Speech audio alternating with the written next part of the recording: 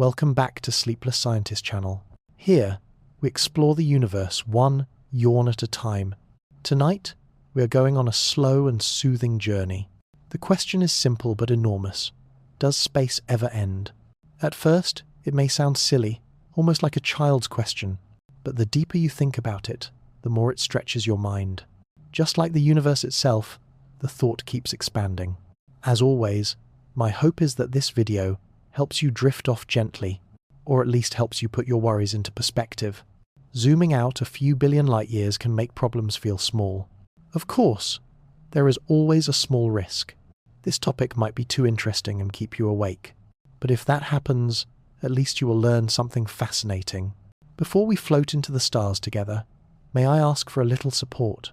A like and a subscribe would help this sleepy little channel grow. I would also love to know where you are watching from and what time it is for you right now. Are you in a cozy bed in Stockholm at 11:30 p.m. or maybe on a couch in Melbourne at 3:00 inches the afternoon pretending to work? Leave a comment and let me know. It is always such a joy to see the sleepy science community scattered across the globe. Now, please settle in and get comfortable. You do not need to remember anything. You do not need to take notes or stay alert. Just let the words wash over you like the cosmic background radiation. And as we begin this gentle voyage into the vast unknown, remember, this video is for education and relaxation only. It is not medical advice, nor a replacement for professional treatment. Are you ready? Let's begin. What exactly is space? That silent black canvas we see when we look up at the stars.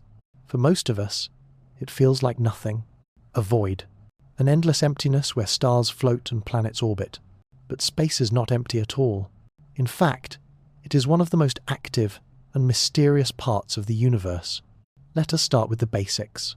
For centuries, people thought of space as a simple backdrop, like a stage in a theatre, flat and unchanging.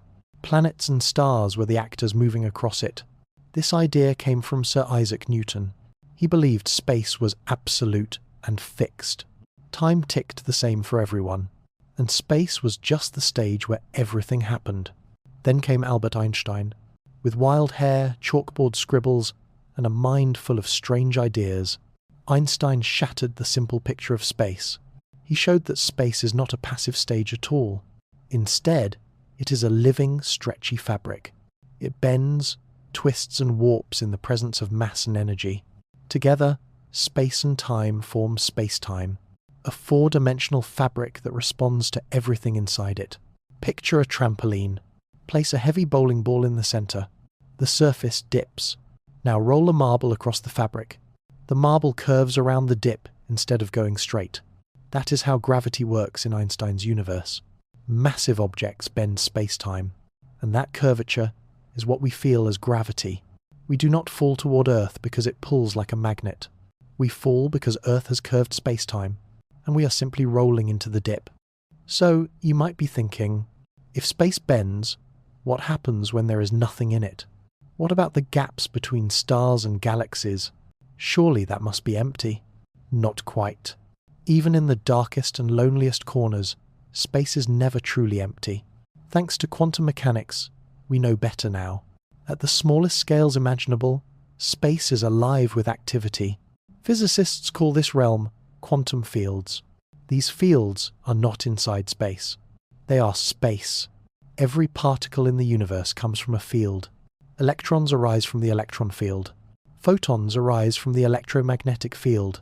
And even when no particles are present, the fields never sit still. They fluctuate constantly. Tiny bursts of energy create momentary particles. They appear and vanish like cosmic fireflies. This restless motion is called vacuum energy. From far away, it seems calm, like the surface of a pond. But up close, you would notice ripples and disturbances. The occasional jump of a hidden fish. What looks smooth is actually buzzing with life. That is why physicists say the vacuum is not empty. It seethes with potential. Particles pop in and out of existence in fleeting pairs. We call them virtual particles. They cannot be observed directly, but their effects are real. They shift how electrons behave inside atoms. They may even contribute to dark energy, that mysterious force pushing the universe apart. So, no, space is not just a place where keys get lost.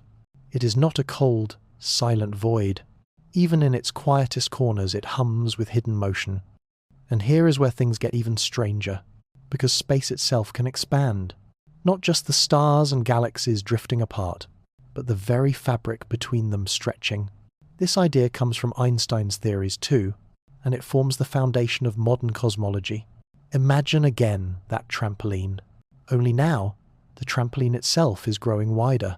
Everything on it moves farther apart, not because it is moving on its own, but because the stage beneath it is stretching. That is what happens in our universe. Space expands. Distances grow. Galaxies drift apart, carried by the stretching fabric. It is easy to feel overwhelmed by this thought. The emptiest thing we know is actually humming with energy. And on top of that, it can grow larger and larger. But there is comfort in this strangeness, because it means the universe is never truly still. Even in its quietest, darkest corners, something is happening, like the crackle of a fireplace, or the soft rustle of leaves in the night. A background hum that never goes away. Space is not absence. It is not nothing. It can bend. It can ripple. It can expand. It has energy. It even has a faint temperature, just above absolute zero, warmed by the leftover glow of the Big Bang. So when we ask, what is space? We are not talking about emptiness. We are talking about a living fabric, a structure that connects every atom, every star, every galaxy. Space is not just where things happen. Space is one of the things that happens. Imagine standing on a quiet hilltop under a clear night sky. The universe stretches endlessly in every direction. It feels infinite. It feels eternal. But there is actually a limit to what you can see. A kind of cosmic bubble surrounds us. Not because the universe ends there, but because light from beyond has not had time to reach us. This is what we call the observable universe.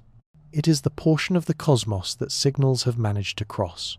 Light, radiation, even gravitational waves. Anything that has travelled to us since the beginning of time. The word observable is the key. It does not mean nothing exists beyond the bubble. It only means we have not seen it yet.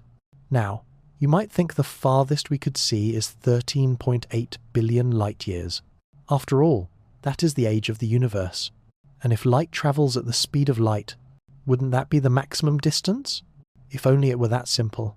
Because space itself has been expanding all along, and that expansion stretches the distances much farther. Today, the observable universe has a radius of about 46.5 billion light years, which means across, it is roughly 93 billion light years wide. Yes, you heard that right. Even though the universe is only 13.8 billion years old, we can see galaxies more than 3 times farther away, because space grew during the journey of their light. Think of raisins in rising bread dough. As the loaf expands, the raisins drift farther apart. Now imagine a photon of light travelling between 2 raisins. By the time it arrives, the dough has already stretched. The journey was across a growing distance, not a fixed one. That is why our cosmic bubble is so much larger than the universe's age. We call the outer limit the cosmic horizon. It is not a wall. You will not bump into the edge with a spaceship. It is simply the farthest distance light has had time to travel. Beyond it lies a fog of the unknown, not because nothing exists there, but because the signal has not yet arrived. Imagine standing on a quiet hilltop, under a clear night sky. The universe stretches endlessly in every direction. It feels infinite. It feels eternal. But there is actually a limit to what you can see. A kind of cosmic bubble surrounds us, not because the universe ends there, but because light from beyond has not had time to reach us. This is what we call the observable universe. It is the portion of the cosmos that signals have managed to cross. Light, radiation, even gravitational waves. Anything that has travelled to us since the beginning of time. The word observable is the key. It does not mean nothing exists beyond the bubble. It only means we have not seen it yet. Now, you might think the farthest we could see is 13.8 billion light years. After all, that is the age of the universe. And if light travels at the speed of light, wouldn't that be the maximum distance? If only it were that simple. Because space itself has been expanding all along, and that expansion stretches the distances much farther. Today, the observable universe has a radius of about 46.5 billion light-years, which means across, it is roughly 93 billion light-years wide. Yes, you heard that right. Even though the universe is only 13.8 billion years old, we can see galaxies more than 3 times farther away, because space grew during the journey of their light. Think of raisins in rising bread dough. As the loaf expands, the raisins drift farther apart. Now imagine a photon of light travelling between 2 raisins. By the time it arrives, the dough has already stretched. The journey was across a growing distance, not a fixed one. That is why our cosmic bubble is so much larger than the universe's age. We call the outer limit the cosmic horizon. It is not a wall. You will not bump into the edge with a spaceship. It is simply the farthest distance light has had time to travel. Beyond it lies a fog of the unknown, not because nothing exists there, but because the signal has not yet arrived. The cosmic horizon is not a sharp edge. It is more like a gentle fading of information. Beyond it, light from distant regions has not had time to reach us. It is as if we are standing in a vast fog. We see only the nearby glow. The rest remains hidden. This horizon marks the boundary of our observable universe, and it is always changing. As time passes, light from more distant places will arrive. The bubble will expand, but at the same time, something else happens. Because space itself is expanding faster and faster. Some galaxies are moving away so quickly that the light they emit today will never reach us. Not in billions of years, not even in trillions of years. They are receding faster than light itself, not because they break the cosmic speed limit, but because the space between us stretches too fast. In this way, the universe is slowly slipping from our grasp. Now, pause for a moment. Look up at the night sky. Every star you see, every galaxy you glimpse, all of them lie within our observable universe. That is the comforting part, but almost certainly there is far more beyond it. Maybe infinitely more, a vastness we will never see, a reality we will never touch. And yet, even with this tiny bubble of perception, we have already discovered trillions of galaxies, each one filled with stars beyond counting. Some of their light began its journey before Earth even existed. Those ancient photons are time travelers, messages from the early universe, arriving only now. The observable universe is a treasure chest of history, but it is only one slice of the whole, a slice that may be small, and a slice that may be temporary, because as expansion accelerates, some galaxies we see today will drift away forever, visible now, but destined to vanish beyond our horizon, like lanterns fading into a night fog. When we look at the night sky, it feels like we see the universe as it is now, but that is not true. What we really see is the universe as it was. Every star, every galaxy, every faint glow is a time capsule. The farther away it is, the older the light we are receiving. A light year is the distance light travels in 1 year, about 6 trillion miles, or nearly 10 trillion kilometers. If you see a star 100 light years away, you are seeing it as it was 100 years ago, back when your great-grandparents were still young. Stretch this idea across billions of light years. Some galaxies we observe today sent out their light long before Earth existed. That light began its journey before our oceans formed, before the first microbes appeared, and now it reaches your eyes. Astronomers call this look-back time. It is the measure of how far into the past we are seeing.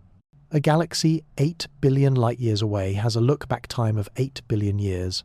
We are not seeing it as it is now. We are seeing it frozen in its ancient past.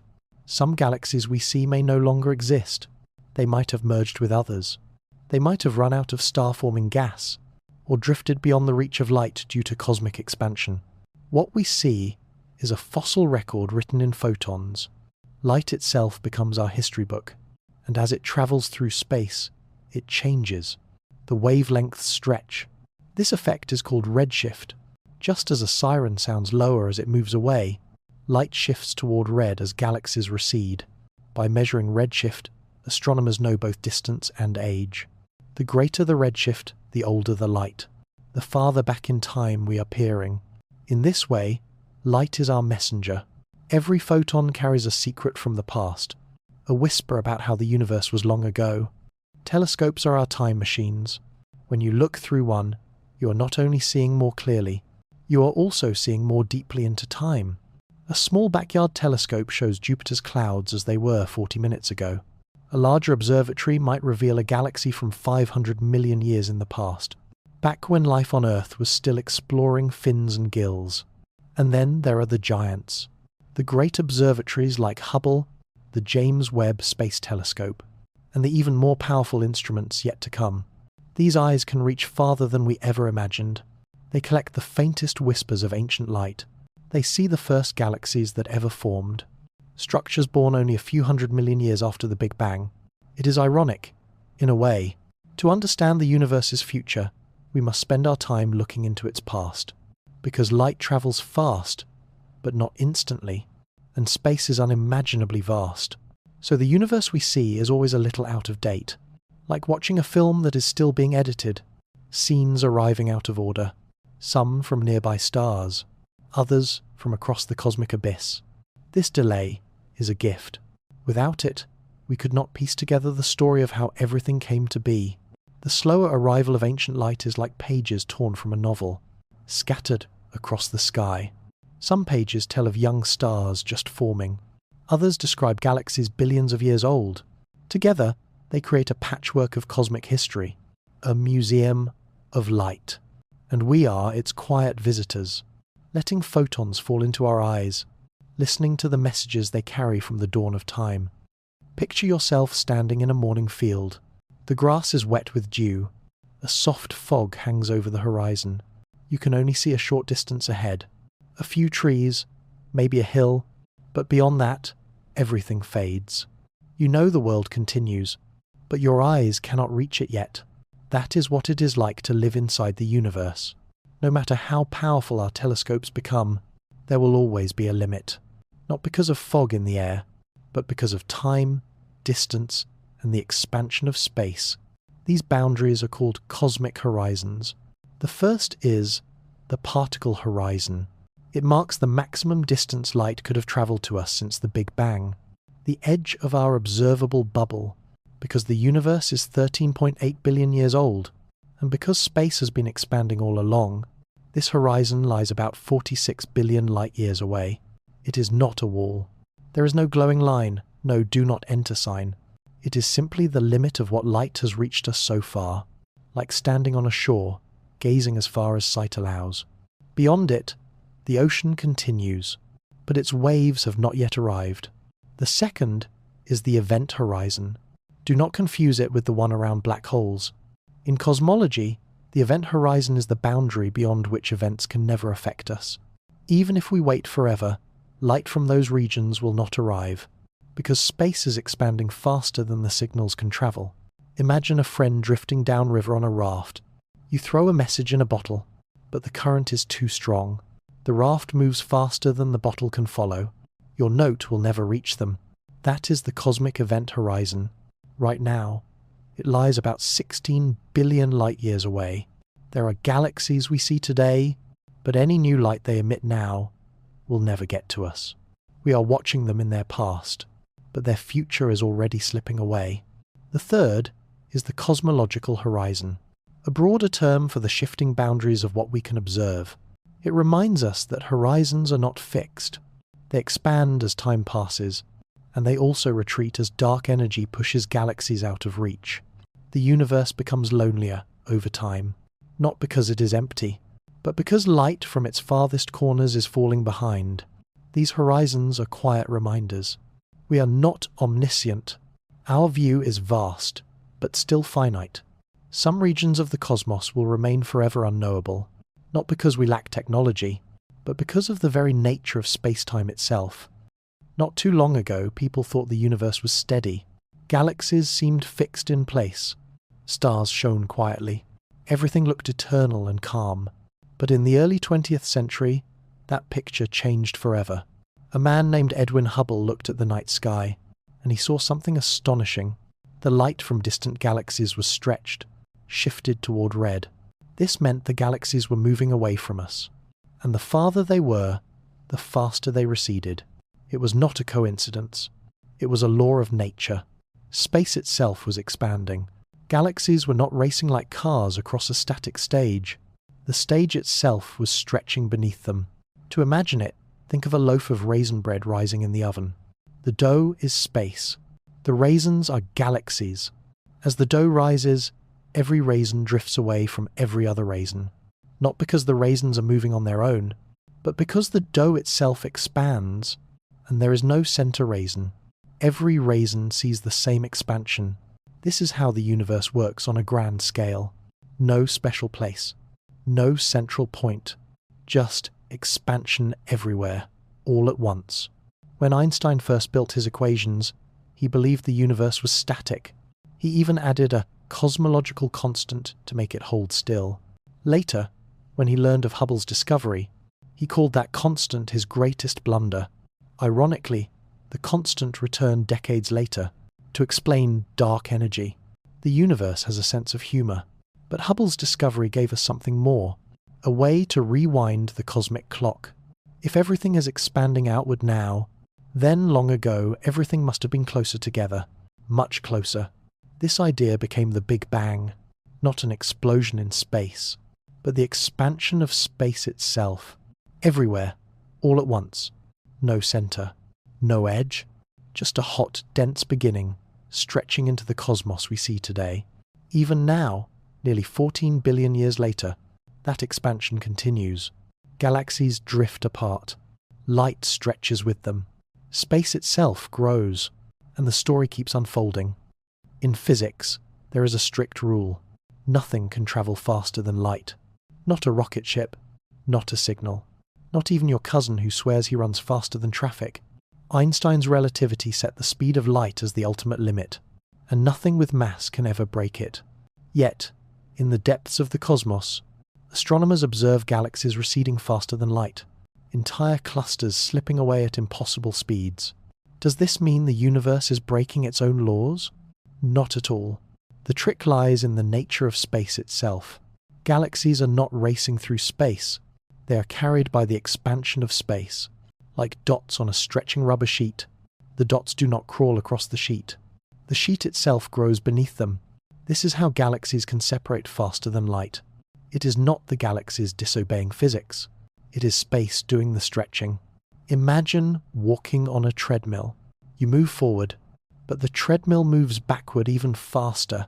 No matter how hard you walk, you never reach the end. That is what light faces in expanding space. Sometimes the treadmill of the cosmos runs too fast, and light never makes progress toward us. This does not violate relativity, because relativity forbids objects moving through space faster than light. But it says nothing about how quickly space itself can grow, and space can grow very, very quickly. In fact, in the first instant of the Big Bang, something extraordinary happened. A period called cosmic inflation. In less than a trillionth of a second, the universe expanded faster than light, from smaller than a proton to the size of a grapefruit, or perhaps even larger. This faster-than-light swelling smoothed the newborn universe, ironed out its wrinkles, spread everything evenly across unimaginable distances. That is why the cosmos looks so uniform in every direction. Even today, billions of years later, we still see the fingerprints of inflation, and we still witness galaxies receding beyond our reach. Some of them visible now, with ancient light still arriving, but their newer light is lost forever.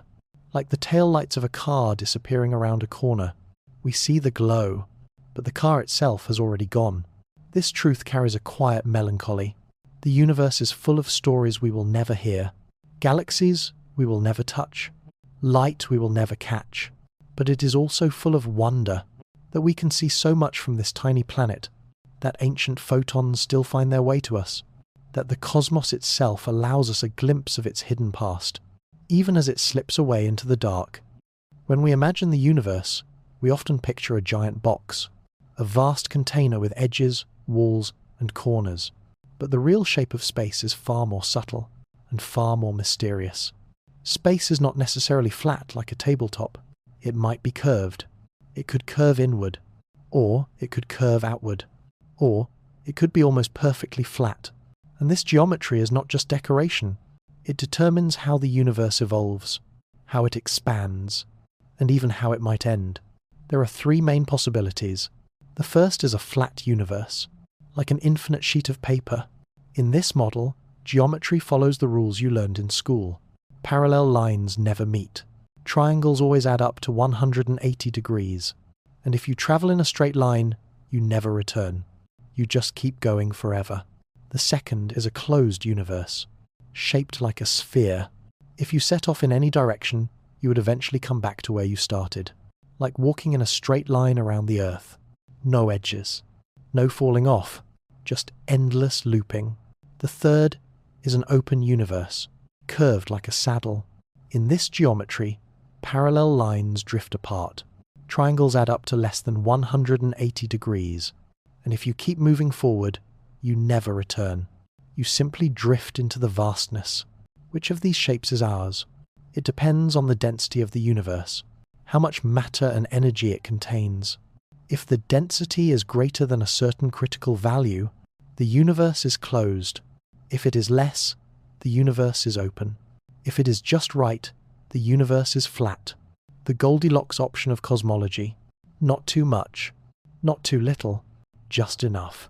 So, what does the evidence say? We look to the cosmic microwave background, the faint glow left over from the Big Bang. Tiny ripples in this ancient light reveal the geometry of space. And so far, the results are remarkable. The universe appears very, very close to flat. Not perfectly flat, perhaps, but flat enough that any curvature is too small to detect. Like standing on a massive plane. It might curve somewhere far over the horizon, but as far as you can see, it is straight. Still, the story is not over. Because even in a flat universe, infinity is a possibility. And infinity brings its own strange consequences. There is something irresistible about the idea of an edge. We grow up surrounded by edges. Walls, fences, sidewalks, lunchboxes. Everything seems to stop somewhere.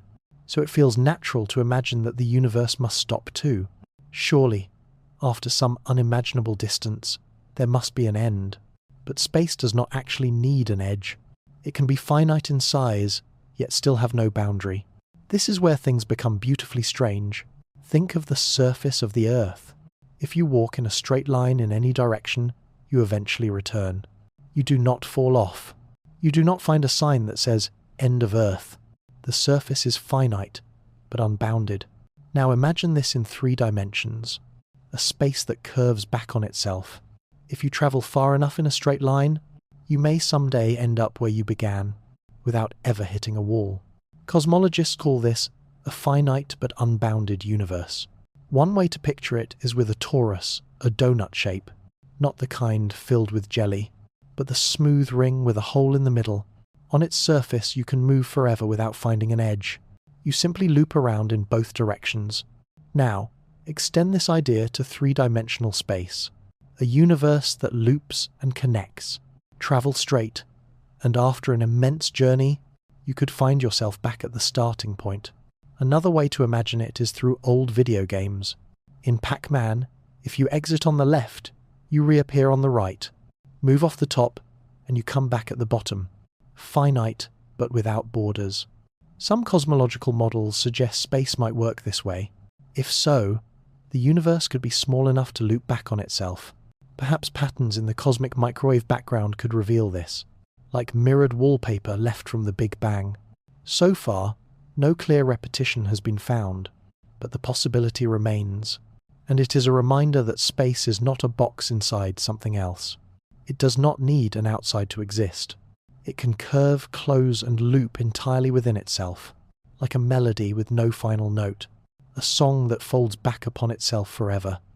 Before, there were stars. Before, there were galaxies. Even before atoms had properly formed, there was light. A soft, uniform glow spread across the universe. Not bright like fireworks, not sharp like a spotlight.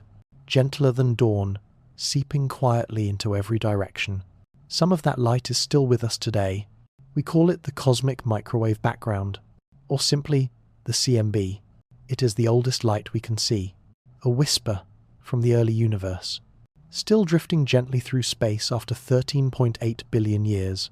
To understand it, we must go back to the beginning. The universe began hot and dense, a seething soup of particles and radiation. Photons, the particles of light, were trapped. They bounced endlessly from electron to proton, like prisoners in a fog. Space was opaque. Light could not travel far. But then, about 380,000 years after the Big Bang, something magical happened. The universe cooled enough for protons and electrons to combine. They formed neutral hydrogen atoms, and suddenly, light was free. The fog lifted. Photons streamed out across the cosmos. That ancient light has been travelling ever since, stretched by the expansion of space, cooled into faint microwaves. It now fills the universe like an invisible breeze. It passes through you right now as you listen, everywhere, in every direction. In the 1,960 seconds, 2 radio astronomers discovered it by accident, Arno Penzias and Robert Wilson. They heard a strange background hiss in their antenna. They thought it was noise.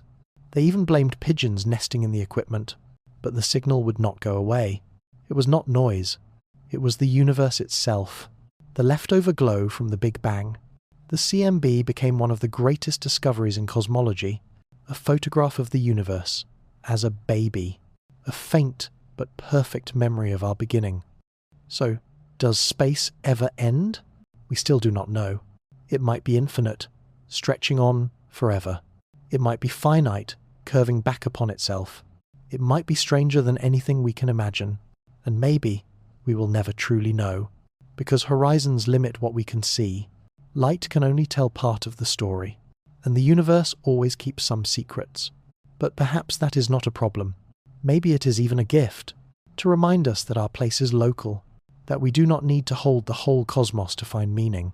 Sometimes it is enough to sit quietly beneath the stars, to breathe, to listen, to know that you are part of something vast, something beautiful, something still unfolding. Every breath you take is inside this story. Every thought you have belongs to this fabric of space-time.